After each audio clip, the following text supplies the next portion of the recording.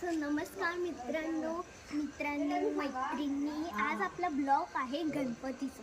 तुम्ही बोलणार असाल आता काही गणपती बनवायचं नाही, गणपती नाही बनवायचं, गणपतीचं डेकोरेशन तुम्हाला उपयोगी लागेल. आमच्यासारखं नंतर इतर कोणासारखं असं गणपतीचं डेकोरेशन करायला आम्ही तुम्हाला दाखवणार आहे. गणपती डेकोरेशन चला या तुम्हाला दाखव. या हे बघा, हे आहे गणपतीची फुलं लावलेली आम्ही. आणि हे बघा, हे दुसरी फुलं आहेत. याच्यात व्हाईट पण आहे, पिंक पण आहे, ग्रीन पण आहे, सगळे कलर.